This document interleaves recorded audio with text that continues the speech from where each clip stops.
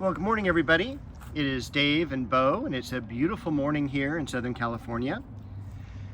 It is the 21st of December, 2024, so that also makes this the winter solstice. So finally, the days have stopped getting shorter. Now they're going to get longer, which is really exciting. More time to spend outside in the evenings. And I've got a couple cool things that have taken place this week.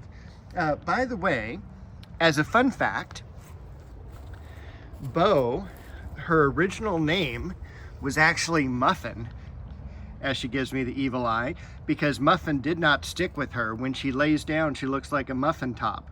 And so I started calling her Muffin at first, but then it's like, no, it's not going to be that name. So it's been Bo ever since. And she's just eating grass now. So let's go ahead and take a quick tour of the backyard, show you what's going on this past week, because a few things really have kind of changed. And as I pan over here, look at these beautiful irises. And again, this is like December 21st, and those are in full bloom. They look beautiful. Vincent van Gogh would be impressed by those. And over here, you'll notice the tree is gone. I dug out the tree, got it into the barrel. It backfired though, because there were a couple branches at the very top that caught onto the barrel when the truck came and dumped it, and it stayed in the barrel for an extra week. So it really kind of like defeated my purpose of being able to empty out the trash can this week. So anyway, that's gone though. I do have to put something else in here. Another fruit tree. I'm not quite sure what it's going to be. It may be an almond tree because those are really beautiful when they come into full bloom. They bloom earlier than any other fruit tree does. And I may just put one of those in, but I also thought maybe I'd put one in over here. But I'm not sure. So stay tuned to find out what I do. I did not prune any roses this week. It was in the 80s. In fact, I think one day was like 84 degrees. It was crazy hot for 2-3 days. Even today, you can tell it's sunny. It's going to be in the mid 70s. Tomorrow, we actually get some overcast weather, which is definitely needed. The apricot tree, still looking good. I haven't done anything with this bed yet. That needs to be worked on immensely. Bo has decided to lay down. And again, that's why I wanted to call her Muffin. We've got the almond bush in the back. I'm waiting for that to grow out there in the springtime. You can see I cleaned off all the lower branches and everything, and I think I can make it a pretty nice multi-trunked kind of large shrub or semi-tree. It should end up getting just above the fence line. Fragrant plum. Most of all the other roses are done. That bright morning sun coming through. I think the thuya in the back, the Emerald Beauty, has had it. That's going to be coming out too. That has just struggled, and I feel so bad because that would have been just a beautiful shrub for the corner. All the other conifers are doing great. The lettuces, the begonia, the ajuga. Over on this side of the yard, the dogwood. I was able to prune back even more, clean out even more of the ligustrum, trying to get rid of all the ivy that's growing up. The fence needs to be worked on. Branches like this need to be sawed back so that it's a much more clean run from one side to the other. These had just gotten way overgrown after several years. I did plant a new tree over here, So it is like, I'm really happy with it. It looks really cool here. This is another Magnolia Elizabeth. So we have the one we planted last year over there against the fence. This one we just planted, and it's going to be able to be, you know, when the ligustrum is pruned back, this is going to be a nice wide pathway to go around up above where the old pond area was. Over here we've got the now dormant Chiananthus tree. I'll do some slight pruning on that. It also looks like I need to move it up just a little bit, maybe restake it. In the back, the Disigothica, the False Aurelia, gardenias down below, the penguin pine, the variegated Pittosporum, I want to say tenuifolium.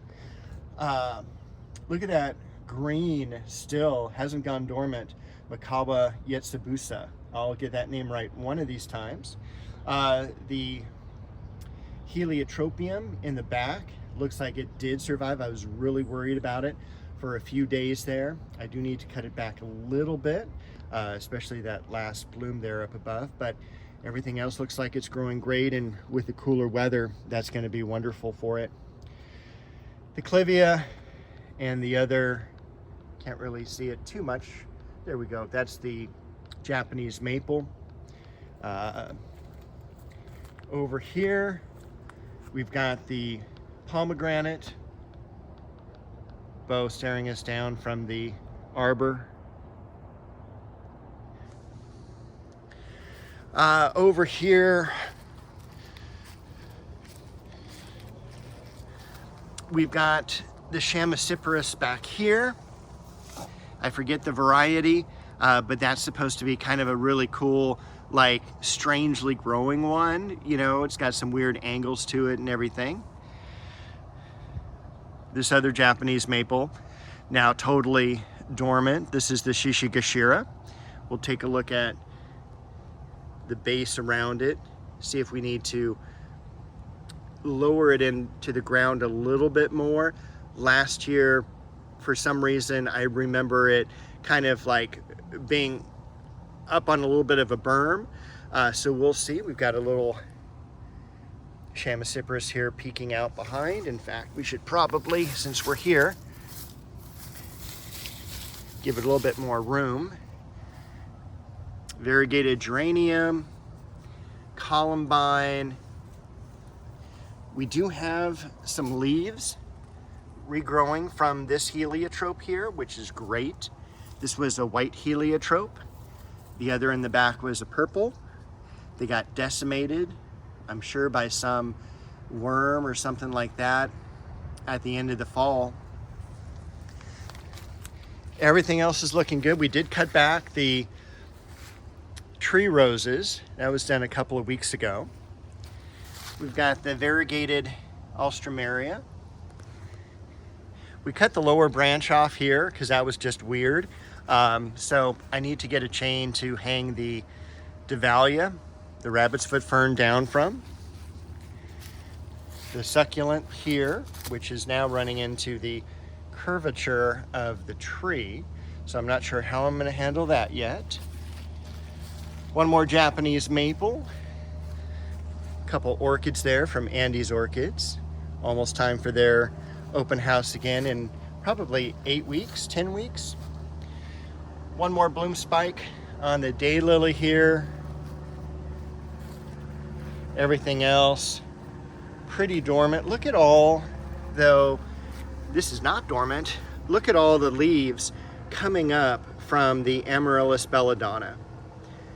These are those beautiful pink trumpet-shaped flowers that bloom usually end of August, first part of September.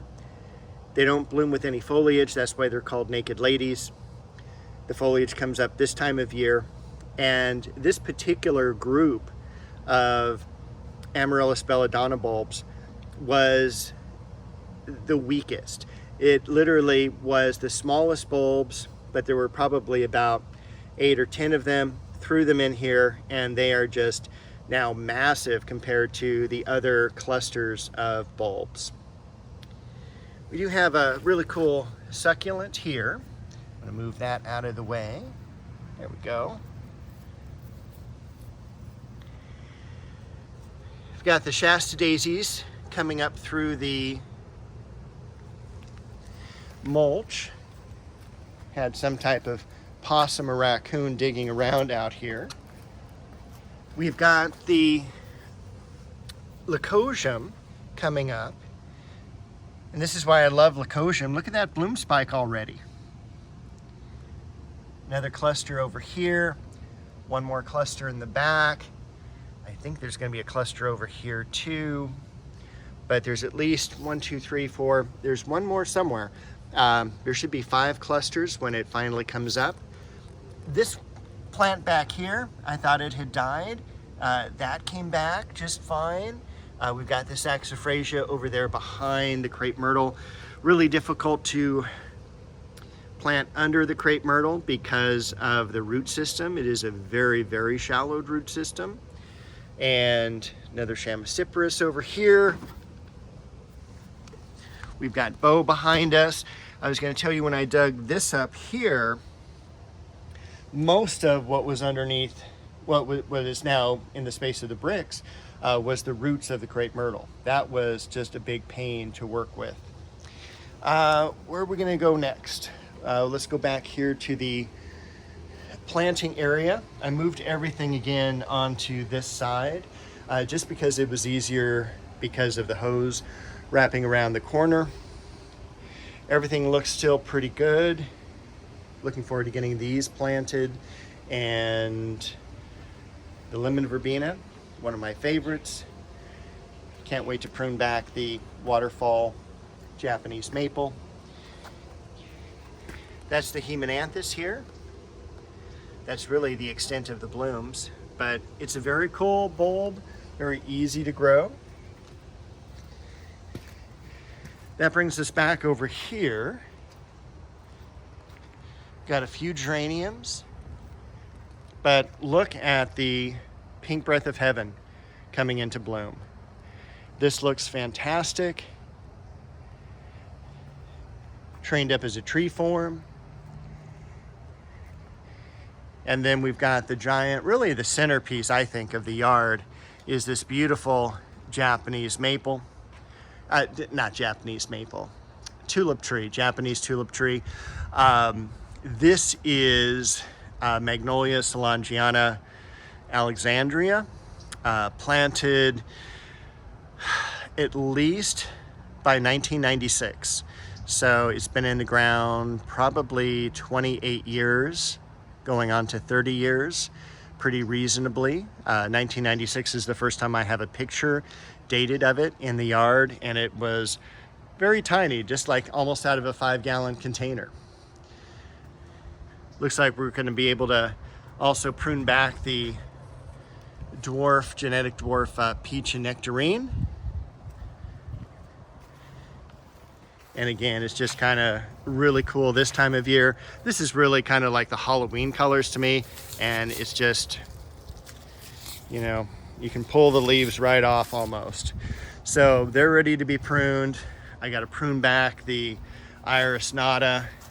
There is so much to do in the yard, but thanks for joining me this week. I'll be back next week to show you updates, and hope you have a good Christmas and all, and we'll talk to you soon.